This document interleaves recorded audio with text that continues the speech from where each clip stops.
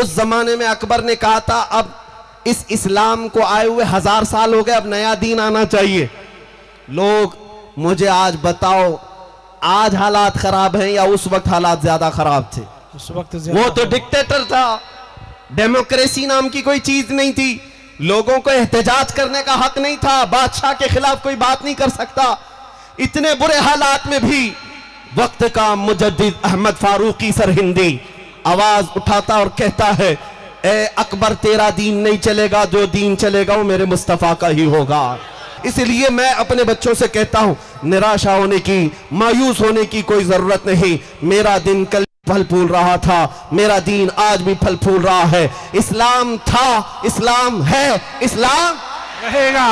इस्लाम था, इस्लाम है, इस्लाम रहेगा। कोई कुछ नहीं बिगाड़ पाएगा। इतनी बात याद रखो, मेरे नबी के पाक की जात पर भी जब जब छेड़ा गया हमारे इश्क में इजाफा हुआ है। बेशक जो तुम पाबंदियां लगा कर देखना चाहते हो कर लो, इसलिए कि मुजद्दिद अल-फसानी का नाम सुना है? अकबर के दौर में, अकबर तो बड़ा डिक्टेटर था और अखंड भारत का हाकिम, इलेक्शन से आया हुआ भी नहीं, उसका खुद का सिलेक्शन था। और बादशाह कैसा होता है, पार्लियामेंट की भी जरूरत नहीं, किसी के मशवरे की भी, जो मन में आया सब कर लिया। उस जमाने में अकबर ने कहा था अब इस इस्लाम को आए हुए 1000 साल हो गए, अब नया दीन आना चाहिए। लोग मुझे आज बताओ, आज हालात खराब हैं या उस वक्त हालात ज्यादा खराब थे? उस वक्त वो तो डिक्टेटर था, डेमोक्रेसी नाम की कोई चीज नहीं थी, लोगों को एहतजाज करने का हक नहीं था, बादशाह के खिलाफ कोई बात नहीं कर सकता। इतने बुरे हालात में भी वक्त का मुजद्दिद अहमद फारूकी सरहिंदी आवाज उठाता और कहता है, ए अकबर तेरा दीन नहीं चलेगा, जो दीन चलेगा वो मेरे मुस्तफा का ही होगा। इस्लाम के नाम पर कोई दूसरी तब्दीली नहीं तस्लीम की जाएगी। इस पादाश में मुजद्दिद साहब को ग्वालियर की जेल में बंद कर दिया, ग्वालियर की जेल में बंद कर दिया गया।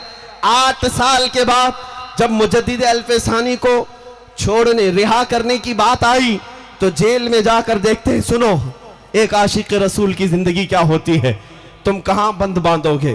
मुजद्दिद साहब को 8 साल जेल में रखा गया, लेकिन 8 साल के बाद जब जेल के अंदर जाकर देखते हैं, जेल में जो कैदी थे 700 मुजरिमों को मुजद्दिद साहब ने आलिम दीन बना दिया है। सुभान अल्लाह, सुभान अल्लाह। जेल में तफसीर कुरान, हदीस रसूल का जिक्र, मेरे आका का इश्क। इसलिए कहते हैं दीवाना जहां होता है वहीं पर वो अपना शहर आबाद करता है। मेरे आका सल्लल्लाहु ताला अलैहि वसल्लम की खुशबू ऐसी है कि वो बाजार में हो तो भी महकता है, मस्जिद में हो तो भी चमकता है, वो चाहे कब्रिस्तान में सोया हो तब भी लोगों के दिलों पे राज करता है। आज देखो बहुत सारे आए तख्त पर बैठे हुए, उनके नाम सबको याद नहीं, लेकिन 800 साल हो गए हिंदुस्तान की तारीख में अजमेर में सोया हुआ मर्द कलंदर आज हर मुसलमान के दिल पर राज करता है। सुभान अल्लाह, सुभान। ये वो हुकूमत है जो सिर्फ वोट से नहीं ली जाती, ये इश्क मुस्तफा की बदौलत दी जाती है। जो नबी का हो गया, कायनात पूरी उसकी तरफ फेर दी जाती है। आज मेरे अजीजों, मुझे भी अगर आप सुनने आए हैं या मुझे ये मिंबर पर खड़ा किए हैं तो इसलिए नहीं कि किसी सियासी पार्टी का बड़ा नेता है, बल्कि ये रात के इतने पहर गुजर जाने के बाद इज्जतों के साथ अगर मुझे आप देखते हैं तो सिर्फ इसलिए जब तक बिके न थे तो कोई पूछता न था। या रसूल अल्लाह तुमने खरीद कर हमें अनमोल कर। नारे तकबीर, नारे रिसालत, देखो हमारे नबी की शान, देखो हमारे नबी की शान। सुभान अल्लाह, सुभान अल्लाह। बस मैं अपनी गुफ्तगू को समेटता हूँ। मदीने तैयबा में, मदीने तैयबा में मेरे आका मस्जिद नबवी में बैठे सहाबा को दर्स दे रहे थे। रास्ते से गुजरने वाला एक नौजवान, एक नजर मेरे आका पर पड़ी।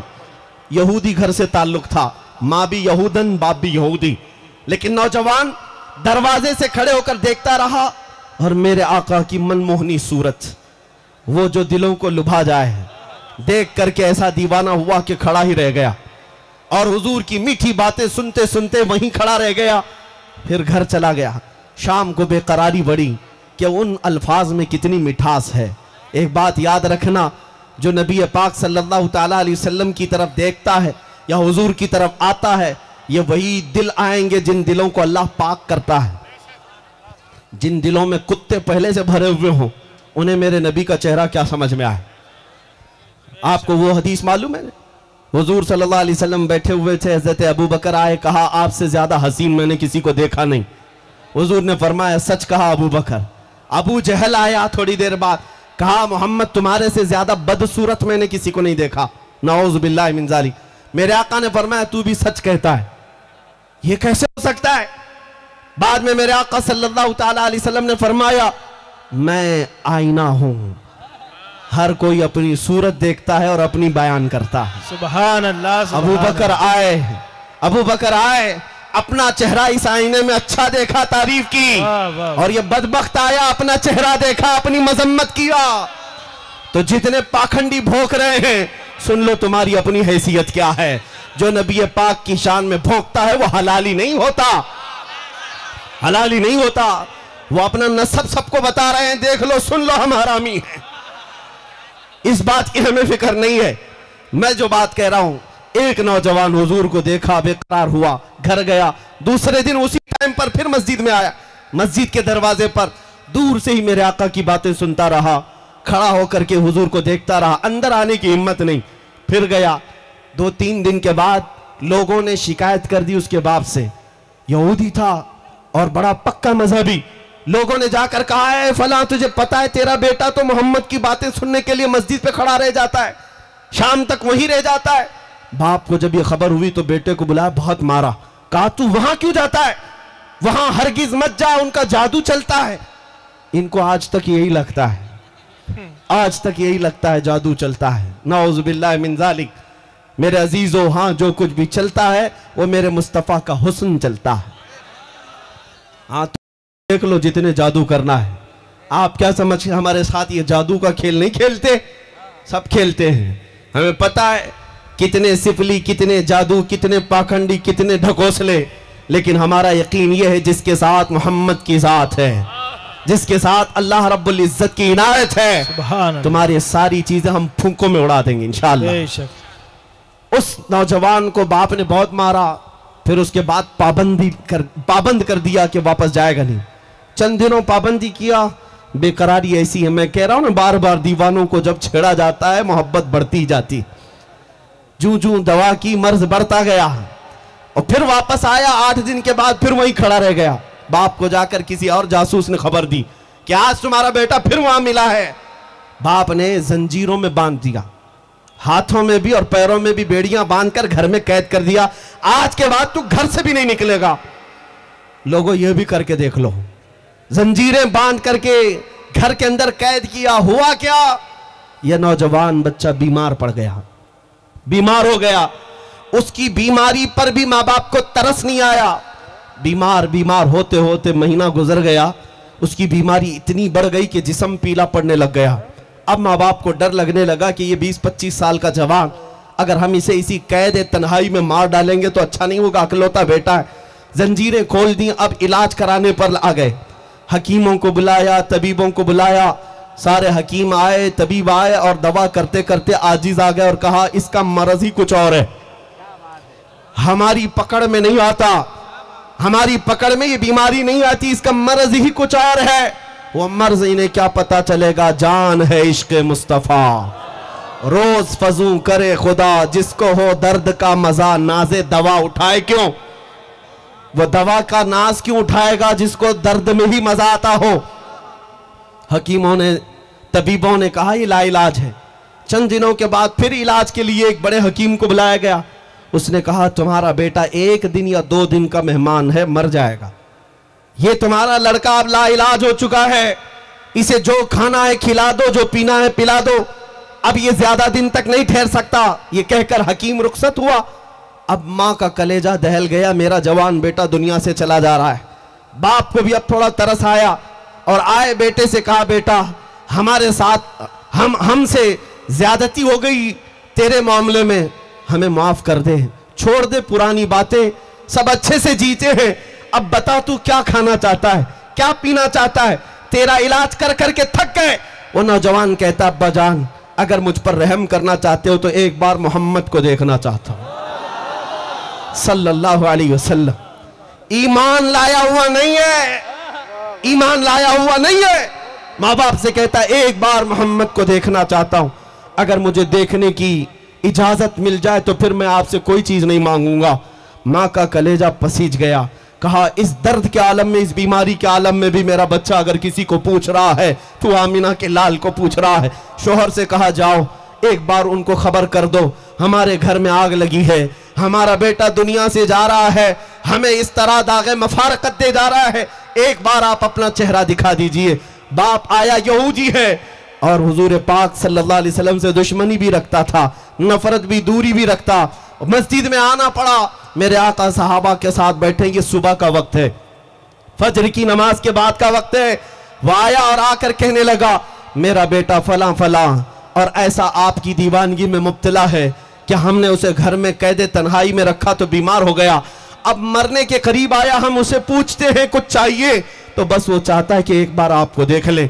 मेरे आका सल्लल्लाहु अलैहि वसल्लम सहाबा से कहते हैं इसी इंतजार में तो मैं भी बैठा था, इसी इंतजार में तो मैं भी था। चलो ऐ मेरे सहाबा, हमारे एक आशिक ने हमें याद किया है। वो लम्हा कैसा होगा जब मदीने का ताजदार अपने आशिकों का दिल रखने के लिए अपने घर आता हो। इसीलिए हमारा अकीदा यह है, सुना है आप हर आशिक के घर तशरीफ लाते हैं या रसूल अल्लाह, सुना है आप हर आशिक के घर तशरीफ लाते हैं। मेरे घर में भी हो जाए चिरागा या रसूल अल्लाह, मेरे घर में भी हो जाए चिरागा या रसूल अल्लाह, या रसूल अल्लाह। मेरे आका आए, तशरीफ लाए, घर के अंदर जैसे ही आते हैं वो बिस्तर पर पड़ा हुआ नौजवान, जिस्म पीला पड़ चुका है और दुनिया से रुखसत होने की हिचकियां ले रहा है।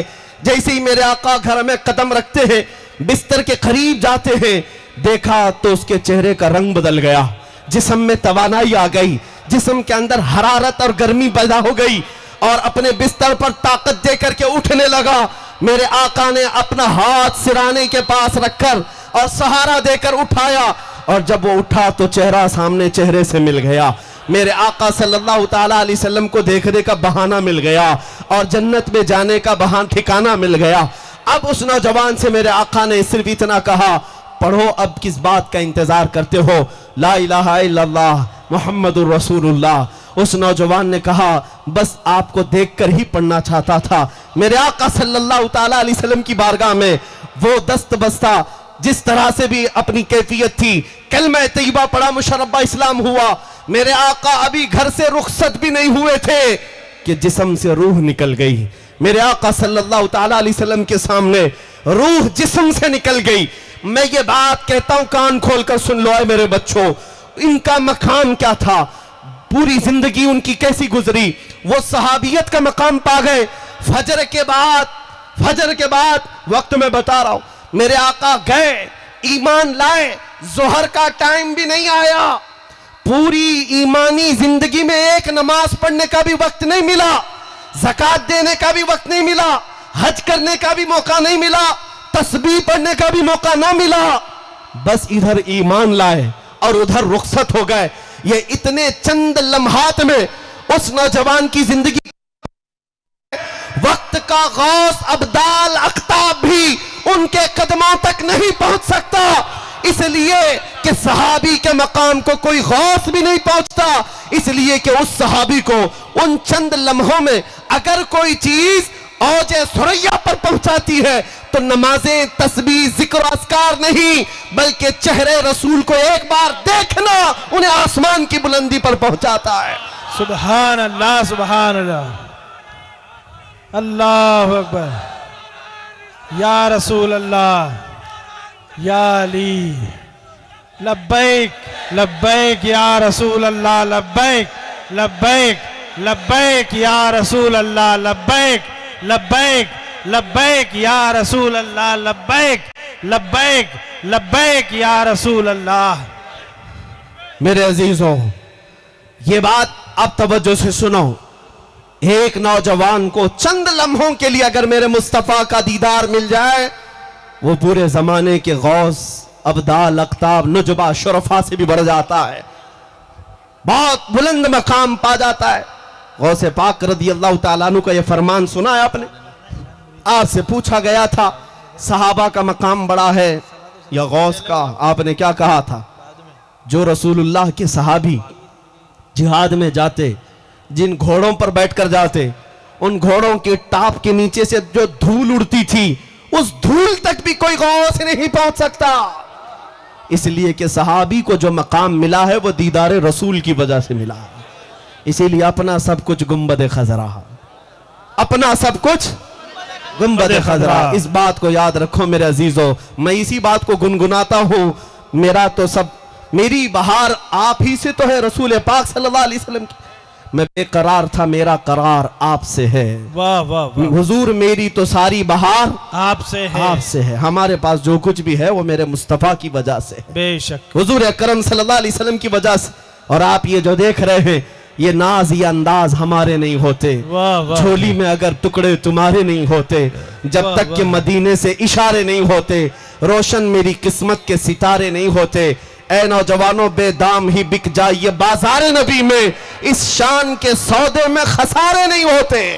नारे तकबीर, नारे रिसालत, सुभान अल्लाह। अब मैं आपको मेरा आखिरी मैसेज दे जाता हूं।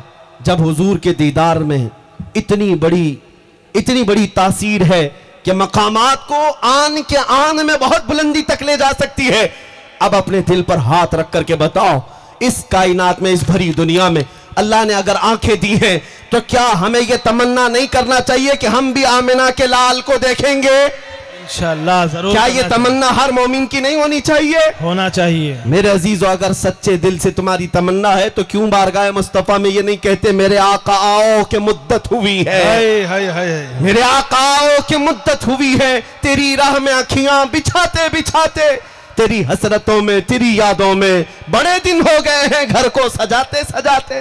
और जिस दिन तुम ये तैयारी कर ले जाओ कि मेरे आका आने वाले हैं, सच कहता हूं तुम्हारी आंखें बेहयाई से बच जाएंगी। रात की तन्हाई में जो गंदी तस्वीरें या गंदी फिल्में तुम्हारा ईमान तबाह कर रही, आज सिर्फ इस तसव्वुर से सारी बुराइयां खत्म हो जाएंगी। मैं अपनी आंखों को अगर आज से बचा कर रखूंगा तो सिर्फ इसलिए कि मुझे मकीने गुंबद खजरा को देखना है, मेरे आका का दीदार करना है। क्यों ना कर सकते हो? क्या ये मुहाल बात है? ये नामुमकिन बात है? मुफ्ती आजम हिंद दुआ करते थे, कुछ ऐसा कर दे मेरे किरदिगार आंखों में, हमेशा नक्श रहे रूए यार आंखों में। उन्हें ना देखा तो किस काम की है ये आंखें कि देखने की है सारी बहार आंखों में। कोटा के गयूर नौजवानों, ए यहां पर रहने वाले सुन्नी सही उल अकीदा नौजवानों, आज के दिन से ये तय कर लो, ये सारी अय्याशियां जो मेरे मुस्तफ़ा से मुझे दूर करती हैं, ये वो दुनियावी लुत्फ अंगीजियां जो मुझे मेरे नबी की मोहब्बत से दूर करती हैं, मैं सबको टुकरा दूंगा। आपको जंग बद्र का वो एक बच्चे का वाक़या बता दूं। हजरत मुआज 13 साल की उम्र है, जिसने अबू जहल को काट कर रख दिया था। अबू जहल को मारने वालों की तारीख याद रखना, न बहुत बड़े बड़े पहलवान नहीं, 2 छोटे बच्चों ने मारा था। अल्लाह की मसलहत, उस मुआज के कंधे पर एक काफिर ने तलवार चला दी, कंधा कट गया और बगल से चमड़ी लटक रही थी, पूरा हाथ नहीं, बगल से चमड़ी लटक रही है। लेकिन उस 13 साला बच्चे की ईमानी कुव्वत को तो देखो, वो उस मैदान में अपने हाथ में दूसरे तलवार लेकर फिर मैदान में आ गया। और जब बार बार ये हाथ लटक रहा था तो इस हाथ को पैर के नीचे रख करके खींच के निकाल दिया और कहा, मुझे उस हाथ की जरूरत नहीं जो मुझे मेरे रब की रजा हासिल करने में खलल अंदाजी करता हो, अल्लाहु अकबर, जो मेरे मुस्तफा की वफादारी में खलल पैदा करता, मुझे उस हाथ की जरूरत नहीं।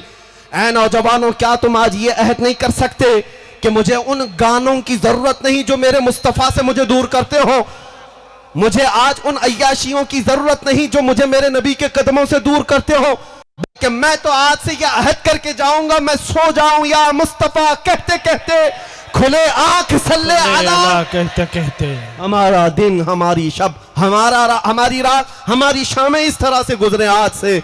इसलिए मैं कहता हूं, सारी बुराइयां, सारी अय्याशियां इस तसव्वुर के साथ खत्म हो सकती हैं।